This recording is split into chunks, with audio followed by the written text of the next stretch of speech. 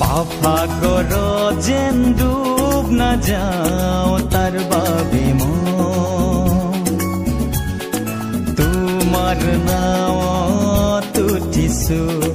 পাপসাগৰ যেন ডুব নাযাওঁ তাৰ বাবে মই তোমাৰ নাৱত উঠিছো।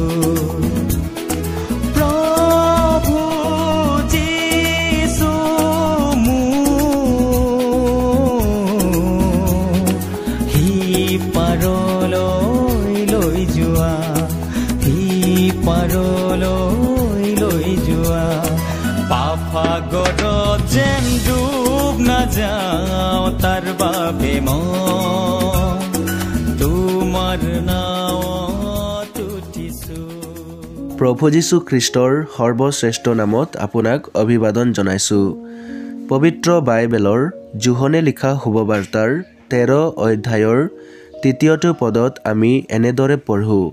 তেওঁক শত্ৰুৰ হাতত সোধাই দিবলৈ চিমোনৰ পুতেক ইস্কৰিওতীয়া যিহুদাৰ মনত শয়তানে কুবুদ্ধি সুমুৱাই দিয়াৰ পাছত মানুহ যি পাপী, তেওঁৰ পাপৰ দুষ্টতা কামি যিহুদা ইস্কৰিওতীয়াৰ চিন্তাধাৰা আৰু কাৰ্যত স্পষ্টৰূপে দেখা পাওঁ। যিহুদাই পুৰোহিতসকলৰ সৈতে মিলি পৰিকল্পনা কৰিছিল যে তেওঁ ডেৰকুৰি ৰূপেৰে প্ৰভু যীশু খ্ৰীষ্টক সিহঁতৰ হাতত সোধাই দিব।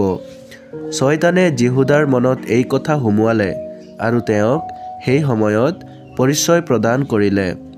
যিহুদাই নিজকে নিজে শয়তানৰ অধীন কৰি তেওঁৰ গোলামী হ'ল। মানুহে আজিও ঈশ্বৰৰ বিৰুদ্ধে কাৰ্য কৰি পাপ আৰু শয়তানৰ দাসত্বত থাকে। এনে দাসত্বৰ পৰাই মুক্তি দিবলৈ প্ৰভু যীশু খ্ৰীষ্টই মানৱ দেহ ধাৰণ কৰিলে আৰু নিজৰ বলিদানৰ দ্বাৰা বোৱা তেজেৰে তেওঁত বিশ্বাস কৰা সকলো ব্যক্তিক তেওঁ কিনিলে আৰু পাপৰ দাসত্বৰ পৰা ৰক্ষা কৰিলে। যিকোনোৱে যীশুখ্ৰীষ্টক প্ৰভু আৰু উদ্ধাৰকৰ্তা স্বীকাৰ কৰে তেওঁ প্ৰভু যীশুখ্ৰীষ্টৰ সহভাগিতাত থাকে আৰু তেওঁলৈ দণ্ডৰ আজ্ঞা নহয়।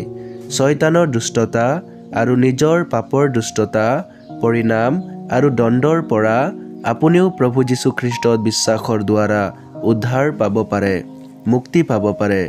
ঈশ্বৰৰ ওচৰত আমাৰ এই প্ৰাৰ্থনা।